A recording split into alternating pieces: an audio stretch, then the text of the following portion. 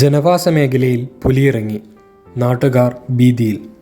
ഇപ്പോൾ സ്ഥിരമായി വാർത്തകളിൽ ഇടം പിടിക്കുകയാണ് കാടിറങ്ങി വരുന്ന വന്യജീവികൾ. ഇവ നാട്ടിലെത്തുന്നതോടുകൂടി ആളുകൾക്ക് അവരെ പേടിച്ചിട്ട് പുറത്തിറങ്ങാൻ പോലും പറ്റാത്ത അവസ്ഥയാണ്. എന്നാൽ ഇതിനേക്കാൾ 10 ഇരട്ടി ഭയം വിതച്ച ഒരു നരഭോജി കടുവയുണ്ടായിരുന്നു 19-ാം നൂറ്റാണ്ടിൽ. ചമ്പാവത്ത് എന്ന പെൺകടുവയാണ് ഇന്ത്യയിലെയും നേപ്പാളിലെയും മനുഷ്യരെ ദീർഘകാലം ഭയത്തിൻ്റെ മുൾമുനയിൽ നിർത്തിയത്. എന്തുകൊണ്ട് ഈ കടുവയെ ഇത്രമാത്രം ആളുകൾ ഇന്നും ഓർമ്മിച്ചു വയ്ക്കുന്നു? കാരണം 436 മനുഷ്യരെ കൊലപ്പെടുത്തിയതിൻ്റെ പേരിൽ ഗിന്നസ് റെക്കോർഡിട്ട കടുവയാണ് ചമ്പാവത്ത്. 19-ാം നൂറ്റാണ്ടിൻ്റെ അവസാന കാലത്ത് നേപ്പാളിൽ വെച്ചാണ് ചമ്പാവത്ത് നരഭോജിയായി മാറിയത്. നേപ്പാളിൽ കൃഷിക്കാരും വേട്ടക്കാരും ഉൾപ്പെടെ 200 പേരെയാണ് ചമ്പാവത്ത് വേട്ടയാടിയത്. ചമ്പാവത്തിനെ കൊല്ലാനായി ഇറങ്ങിത്തിരിച്ച പല വേട്ടക്കാരും കടുവയുടെ ഇരയായി മാറുകയായിരുന്നു. ഏറ്റവും ഒടുവിൽ നേപ്പാൾ പട്ടാളം തന്നെ ചമ്പാവത്തിനെ കൊല്ലാൻ രംഗത്തിറങ്ങി. പക്ഷേ നേപ്പാൾ പട്ടാളത്തിനും ചമ്പാവത്തിനെ ഒന്നും ചെയ്യാൻ കഴിഞ്ഞില്ല. പക്ഷേ ശാരദാ നദിയിലൂടെ കടുവയെ അതിർത്തി കടത്തിവിടാൻ പട്ടാളത്തിന് കഴിഞ്ഞു. പുഴ നീന്തിക്കടന്ന് കടുവ എത്തിയത് ഇന്ത്യയിൽ ഉത്തരാഖണ്ഡിലെ ചമ്പാവത്ത് എന്ന ജില്ലയിലായിരുന്നു. അവിടെയും കടുവ തൻ്റെ പടയോട്ടം ആരംഭിച്ചു. ചമ്പാവത്തിലെത്തി ആളുകളെ പിടികൂടാൻ തുടങ്ങിയതോടുകൂടിയാണ് കടുവ ചമ്പാവത്ത് എന്ന പേരിൽ അറിയപ്പെടാൻ തുടങ്ങിയത്.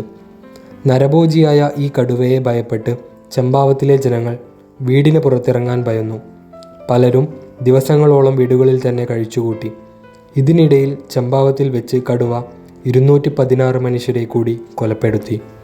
ചമ്പാവത്തിലെ ജനങ്ങൾ അപ്പോൾ തന്നെ ശരിക്കും വലഞ്ഞിരുന്നു. ഏറ്റവും ഒടുവിൽ വന്യജീവി സംരക്ഷകനും ലോകപ്രശസ്ത വേട്ടക്കാരനുമായ എഡ്വാർഡ് ജിം കോർബറ്റിനെ നരഭോജി കടുവയെ കൊല്ലാനുള്ള ദൗത്യം ഏൽപ്പിച്ചു. കോർബറ്റിൻ്റെ ആദ്യ വേട്ട ജീവിതമായിരുന്നു ഇത്. അവസാനം ആ ദിവസം വന്നെത്തി. 1907 ചമ്പാവത്ത് കടുവ അവസാനമായി വേട്ടയാടിയത് 16 വയസ്സുള്ള ഒരു പെൺകുട്ടിയെയായിരുന്നു. പെൺകുട്ടിയുടെ രക്തവും അവയവങ്ങളും പലയിടങ്ങളിലും ചിതറിക്കിടക്കുന്നുണ്ടായിരുന്നു. അത് പിന്തുടർന്നു പോയ കോർബറ്റ് ഒടുവിൽ കടുവയെ കണ്ടെത്തുകയും ചെയ്തു.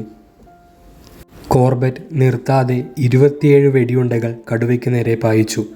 അങ്ങനെ 2 രാജ്യങ്ങളുടെ തന്നെ പേടി സ്വപ്നമായ നരഭോജി കടുവ മരണത്തിന് കീഴടങ്ങി. പോസ്റ്റ്മോർട്ടം റിപ്പോർട്ടിൽ കടുവയുടെ കോമ്പലുകൾ തകർന്നതായി കണ്ടെത്തി.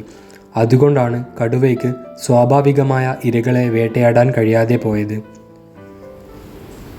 മാൻ ഈറ്റർ ഓഫ് കുമയൂൺ എന്ന പുസ്തകത്തിൽ കോർബറ്റ് ചമ്പാവത്ത് എന്ന കടുവയുടെ ചരിത്രം മുഴുവനായും രേഖപ്പെടുത്തി.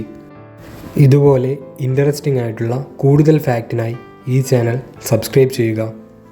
വീഡിയോ ഇഷ്ടപ്പെട്ടാൽ തീർച്ചയായും ലൈക്കും ചെയ്യുക. ചമ്പാവത്ത് എന്ന കടുവയെക്കുറിച്ച് നിങ്ങൾക്ക് എന്താണ് തോന്നുന്നത്? കമൻറ്റ് ചെയ്യുക.